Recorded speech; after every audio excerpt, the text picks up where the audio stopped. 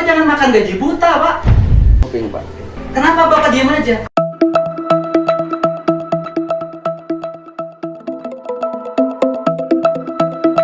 Makassar di sini apa? Kepala Satuan Polisi, Pak. Polisi Pamung Praja. Pak Iman apa? Kepala Bidang Penegakan Perundang-undangan Daerah. Saya ini kecewa sama Bapak berdua itu. Saya nanganin pasar, Pak. Sejak pasar Senen, pasar Kleris, sekarang hari ini pasar Rebo. Tapi Bapak nggak datang. Bapak ini punya kewajiban loh, Pak, nertibin orang. Penegakan hukum undang-undang.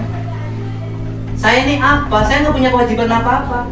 Kecuali saya merasa, saya pernah bangun Purwakarta, saya nggak rela Purwakarta kumuh. Bapak dengar nggak hari ini di pasar Rebo ada penertiban? Oke, Pak. Bapak dengar nggak? Bapak tahu nggak resiko penertiban? Orang melawan, bagaimana kalau anak buah Bapak terluka? Kenapa Bapak diam aja? Bapak nggak dengar?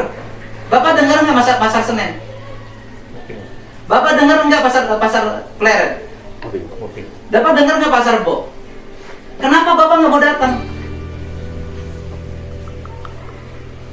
Bapak jangan makan gaji buta, Pak.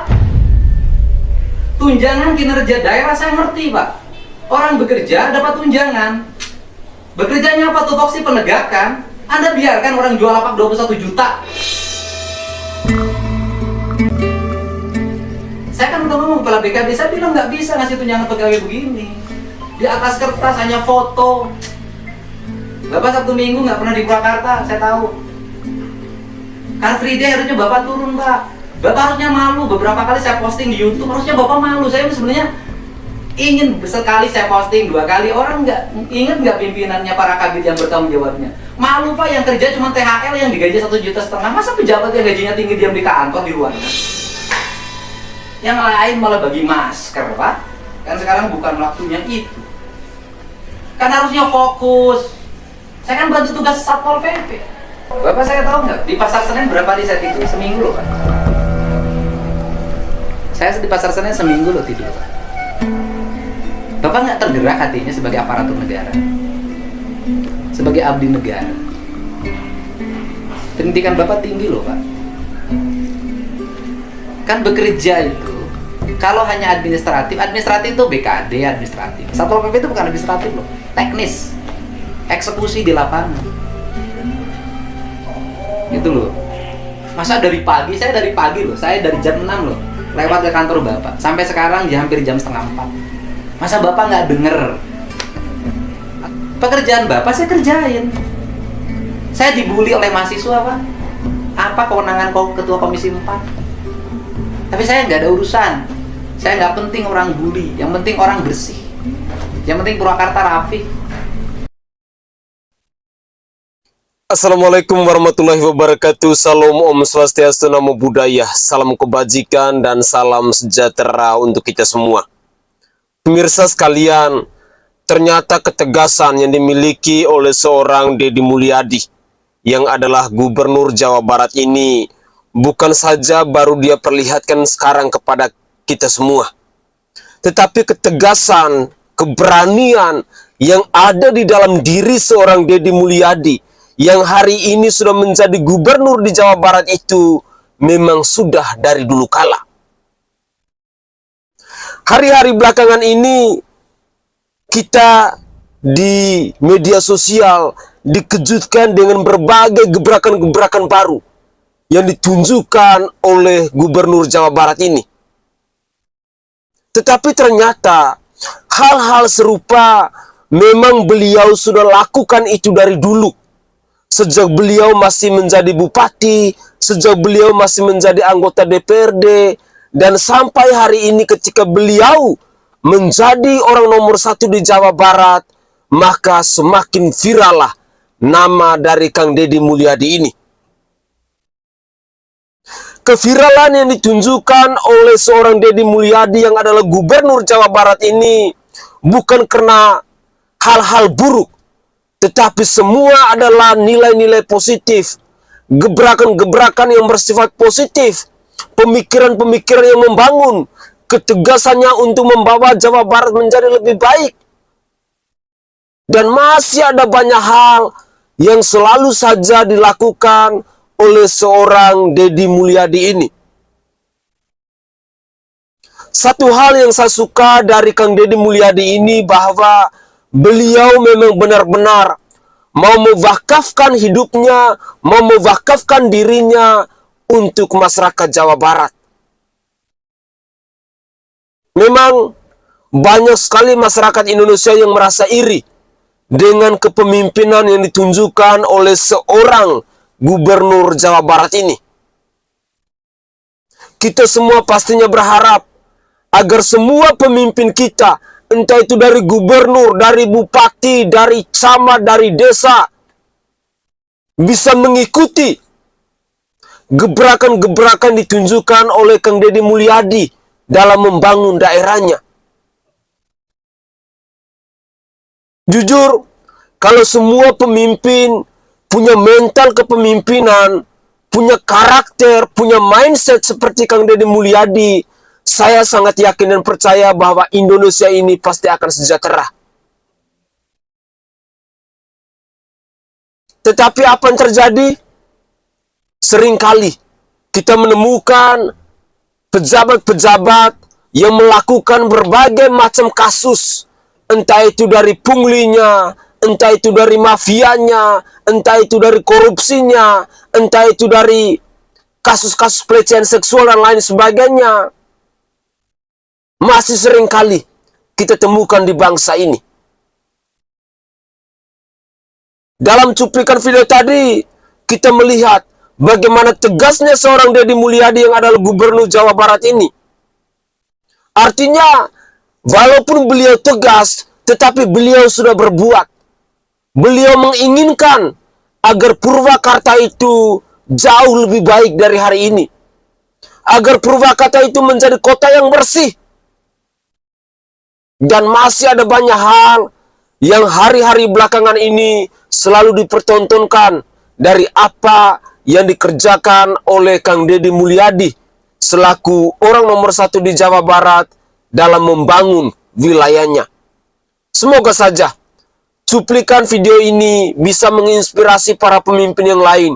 Sudah kiranya kalian semua bisa tahu diri bahwa kalian dipilih oleh rakyat, kalian harus bekerja untuk rakyat, dan harus berada di tengah-tengah rakyat ketika rakyat sedang mengalami kesulitan ataupun persoalan-persoalan hidup lainnya.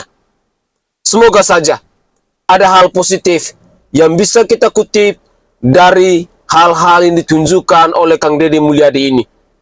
Berikut ini ada berbagai macam pujian yang datang dari warganet di Negara Kesatuan Republik Indonesia ini kepada Kang Deddy Mulyadi. Bahkan ada yang merasa iri, ada yang menantang, kalau warga Jawa Barat berani, tolong dong pindahkan gubernurnya ke Jawa Timur. Atau tukaran Kofifa di Jawa Barat dan Kang Deddy Mulyadi di Jawa Timur. Dan yang lain, kita juga masih menemukan ada hal-hal yang mengatakan bahwa Kang Deddy Mulyadi ini menjadi gubernur terpopuler di Negara Kesatuan Republik Indonesia, bahkan dunia. Benarkah demikian? Mari kita simak cuplikan video berikut ini. Deddy Mulyadi, Gubernur Jawa Barat, bisa masuk kategori kepala daerah terkreatif dan terpopuler di dunia di dalam memanfaatkan media sosial atau karena memanfaatkan media sosial. Tidak akan ada kepala daerah atau belum adalah kepala daerah yang bisa menyaingi kepopuleran Pak Deddy Mulyadi sekarang ini. Apakah di Indonesia maupun luar negeri, saya kira tidak ada ya. Jangan kepala daerah, para menteri dibandingkan dengan menteri, bahkan yang presiden pun, Pak Deddy Mulyadi pasti jauh lebih kreatif, jauh lebih populer di jagat maya dan publik nasional maupun internasional ya. Ini modal besar untuk Pak Deddy Mulyadi untuk tampil ke depan, apakah sebagai calon wakil presiden maupun sebagai calon presiden. Tetapi ada yang saya mau ingatkan ini kepada Pak Deddy Mulyadi. Satu, hindari bersifat atau bersikap rasis di publik. Pidato Pak Deddy Mulyadi yang melarang sebagian ustaz untuk berceramah di wilayah Jawa Barat dan agak rasis dalam pidatonya itu, ini harus ditiadakan, dan pada saat yang sama juga minta maaf atas kekeliruan, kehilafannya saat berpidato itu. Yang kedua, ini coba lihat nih, kepala dinas atau kepala bidang lalu lintas Kabupaten Bogor menangis karena ditegur langsung, dimarahi langsung, dipermalukan langsung oleh Pak Gubernur Deddy Mulyadi karena dianggap berdasarkan laporan yang bersangkutan memungut uang, pungutan liar lah seperti itu kira-kira, dari para sopir angkot. Memang kasihan juga para sopir angkot ya. Ini tidak boleh lakukan. Tetapi caranya di dalam memperlakukan orang, memperlakukan aparat pelayan publik keliru. Ini siapapun harus mencatat ini. Para pejabat manapun harus mencatat ini. Termasuk terlebih yang sekarang ini begitu genitnya Pak Deddy Mulyadi di dalam memanfaatkan jabatannya sampai orang-orang dipermalukan. Begini, pelayan publik yang melakukan pelanggaran aturan, diduga melakukan pelanggaran aturan, tegur dulu secara lisan, tegur secara tertulis, panggil dia berkomunikasi langsung dengan atasannya, minta atasannya untuk berkomunikasi langsung, dan atasannya itu bukan Gubernur Jawa Barat, atasannya adalah Bupati Bogor. Sampaikan, kenapa? Minta penjelasan dari yang bersangkutan, sehingga tidak divonis duluan, tetapi ada proses klarifikasi. Nah, ketika terbukti atau membangkang, nah baru kemudian ada sanksi yang diberikan pada yang bersangkutan. Itu poin penting bagi pejabat pelayanan publik dalam berkomunikasi, dalam memperlakukan aparat pelayanan publik itu sendiri. Berikutnya, ini soal etika Pak Deddy Mulyadi maupun para pejabat yang lain. Jangan pernah bangga dengan memarahi orang di tengah umum, apalagi melalui media sosial seperti sekarang ini. Tidak boleh bangga. Justru itu satu kelemahan utama sebagai pimpinan. Figur pimpinan lemah di situ karena menunjukkan kebodohannya, ketidakberetikanya dalam memberikan berkomunikasi dengan aparatnya atau dengan masyarakat. Orang itu kalau dia bersalah atau diduga bersalah, panggil dulu, ajak berkomunikasi. Jadi jangan langsung ditegur, dimaki-maki di depan publik. Itu bukan pemimpin yang baik kalau seperti itu. Jadi di tengah kepopuleran dan kekreatifan Pak Deddy Mulyadi sebagai Gubernur Jawa Barat, yang perlu diatensi secara khusus, diberikan masukan secara khusus, dinasihati secara khusus adalah soal etika dalam berkomunikasi dengan publik. Gitu ya.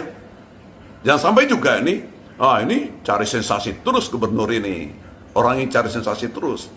Bukan simpati dari masyarakat yang akan diperoleh, tetapi justru kebencian. Kang Deddy Mulyadi, ampun dah, nggak ada lawan itu gubernur, ampun, keren. Gue sebagai warga Jawa Barat ya, baru kali ini berasa punya gubernur coy. Dibanding dulu ya, zamannya RK. Waktu zamannya RK gue ngerasa panis yang jadi gubernur gue tuh. Tapi sekarang Kang Deddy Mulyadi gokil sih. Walaupun banyak kontroversinya gitu ya, dengan segala tingkah lakunya, waduh kacau dah. Hebat. Gue dukung terus Kang Deddy, gaskeun pokoknya sama Jawa Barat. Lah sampai eleh ku preman-preman ku ormas-ormas dan sikat ini kalau itu mah deh pihak pokoknya mah Jawa Barat makin bersinar lah Kang Deddy mah. Mantap, lanjutkan. Oke guys, itu adalah cuplikan video di season kedua. Menarik, dalam cuplikan video di season kedua ini, seorang Deddy Mulyadi yang adalah Gubernur Jawa Barat diingatkan. Yang pertama, poin positif bahwa Gubernur Jawa Barat ini saat ini menjadi gubernur terpopuler di negara Kesatuan Republik Indonesia bahkan dunia. Entah dari survei mana atau dari sisi mana kita tidak tahu, tetapi background dari seorang Kang Deddy Mulyadi yang adalah seorang konten kreator, yang adalah seorang YouTuber ini, ya pastinya tidak heran bila pada akhirnya segala sesuatu yang beliau lakukan selalu dipublikasi di media sosial, khususnya di akun YouTube-nya. Pada poin yang kedua, kalau kita mau perhatikan apa yang diingatkan oleh Bapak tadi dalam cuplikan video di season kedua ini, tentu ada benarnya. Ada hal-hal positif yang harus diwanti-wanti oleh seorang public figure seperti Kang Deddy Mulyadi ini. Dalam dunia kerja, kita mengenal yang namanya etika. Kita mengenal yang namanya tata krama. Dan apalagi kita yang orang timur Indonesia ini pastinya sangat mengedepankan nilai-nilai moralitas seperti itu. Yang lagi rame terkait dengan kasus Kang Deddy Mulyadi yang secara langsung menyerang Kabid di Subogor, yakni Pak Dadang Kosasi. Dalam beberapa cuplikan video, Dadang Kosasi sampai menangis, dan bahkan uniknya bahwa si Dadang Kosasi ini bahkan membuat strategi-strategi yang menurut saya tidak pantas dilakukan juga. Tetapi apapun itu, di sini kita lebih mengedepankan soal etika dan tata krama dari atasan, dari pemimpin kepada bawahannya. Tetapi apapun hal-hal yang diingatkan oleh masyarakat, oleh warganet, kalau saya secara pribadi pasti akan saya mencoba untuk mengevaluasi apakah hal yang saya lakukan ini benar atau tidak. Jangan sampai melukai perasaan orang lain. Jangan sampai ada dendam pribadi antara instansi yang satu dengan instansi yang lain. Jujur, orang-orang baik seperti Kang Deddy Mulyadi itu pastinya akan selalu dikelilingi oleh orang-orang yang tidak baik. Karena bagi saya secara pribadi, hal-hal yang dilakukan oleh Kang Deddy Mulyadi ini hanya akan diterima 100% oleh orang-orang kecil, oleh rakyat jelata, oleh masyarakat biasa. Tidak untuk mereka yang punya kepentingan politik, tidak untuk mereka yang punya kepentingan jabatan dan lain sebagainya. Jadi saya pikir ini adalah hal-hal positif yang harus dievaluasi oleh Kang Deddy Mulyadi, dan segala gebrakan, segala hal-hal yang konstruktif untuk membangun Jawa Barat pastinya akan selalu disupport, pastinya akan selalu mendapat dukungan dari masyarakat Jawa Barat itu sendiri. Pemirsa, berikut ini saya masih mempersembahkan cuplikan-cuplikan video di season terakhir. Semoga saja pemirsa bisa menyimaknya sampai di akhir video. Inilah cuplikan video selengkapnya. Hei warga Jawa Barat, jangan sombong kamu. Kalau berani, ayo kita tukaran gubernur. Kopipah biar tinggal di Jawa Barat, Kang Deddy Mulyadi biar tinggal di Jawa Timur. Kalau memang berani, jangan sombong kamu. Saya suka kalau Kang Deddy tinggal jadi gubernur di Jawa Timur. Kopipa ambil, bawa ke Jawa Barat sana. Kalau kamu mau dan berani. Ayo kita tukaran gubernur. Deddy Mulyadi biar tinggal jadi gubernur Jawa Timur. Kopipa, Bu Kopipa tinggal di Jawa Barat. Oke, Pak udah. Melempem gubernur Jawa Timurnya sekarang. Nggak ada gebrakan sama sekali, melempem kayak kerupuk lebaran. Kenapa baru muncul Kang Deddy Mulyadi ketika sudah viral? Yang viral yang sudah lama beritanya itu di Banten, yang zonanya lebih luas itu di Banten. Kalau di Jawa Barat, titiknya cuma di Bekasi, itu pun satu titik. Nah justru hebatnya Kang Deddy Mulyadi ikut memviralkan. Belumlah Kang Deddy Mulyadi itu dilantik, bertugas secara resmi, tapi Kang Deddy Mulyadi sudah bekerja sebagai pimpinan Jawa Barat. Itu justru malah lebih beruntung warga Jawa Barat ketimbang kami di Banten. Lah kami di Banten, PJ Gubernur tidak tahu apa-apa, Gubernur terpilih belum bersuara, Kapolda tidak keluar suaranya, Kapolres belum keluar suaranya. Ada anggota Polres malah nyari tahu cuma. Maesa itu datang ke Muncung, diundang apa tidak? Maesa itu siapa? Ngapain nyari tahu siapa saya? Bukannya nyari tahu siapa pelaku pemagaran, bukannya nyari tahu kenapa kali diuruk. Kami rakyat Banten jauh lebih menderita karena belum ada pejabat resmi yang membela rakyat, belum ada. Di Jawa Barat ada Kang Deddy Mulyadi, belumlah dilantik sudah membela rakyatnya. Kurang untung apa lagi warga Jawa Barat? Sehat selalu Kang Deddy Mulyadi sekeluarga besar. Dan harapan kami pun kepada Pak Andra Soni, kita tetap optimis dan husnudon kepada beliau. Kendati beliau bukan putra daerah Banten, semoga beliau sama mencintai Banten dengan tanah kelahirannya.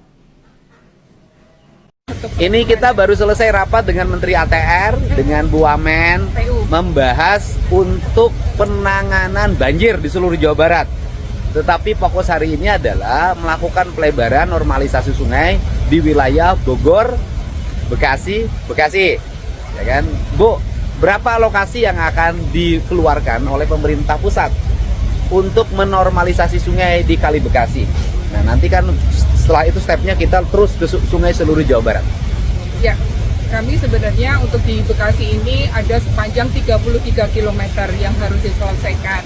Dan saat ini kurang 19,64 km. Dan saya mohon bantuan kepada Bapak Gubernur untuk bisa berkolaborasi menyelesaikan masalah tanah untuk tanggul Sungai Bekasi ini. Dan tentunya tidak hanya tanggul saja, ada kolam-kolam retensi yang nantinya juga kami perlukan juga untuk menangani banjir, yaitu ada 8 kolam retensi. Dan setelah itu juga akan ada juga situ-situ. Ini pun juga untuk menanggulangi atau melakukan pengendalian banjir yang ada di Jawa Barat. Nilai biayanya berapa Bu? Nilai biaya? Biar orang denger loh, nanganin sungai itu mahal, gitu loh. Makanya sungai jangan dirusak. Ya. Untuk biayanya paket 1, 2, 3, 4, 5, 6, 7 ini adalah 3,6 triliun.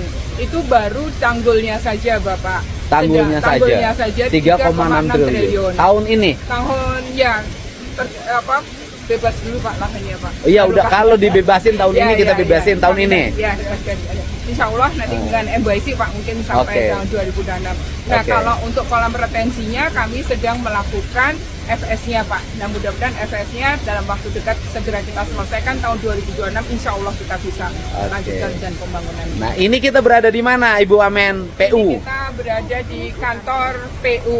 Kantor PU. Kantor PU ini kawasan hutan PU lah. Oh iya. Hutan PU. Nah ini tanaman-tanaman, semua tanaman ada di sini.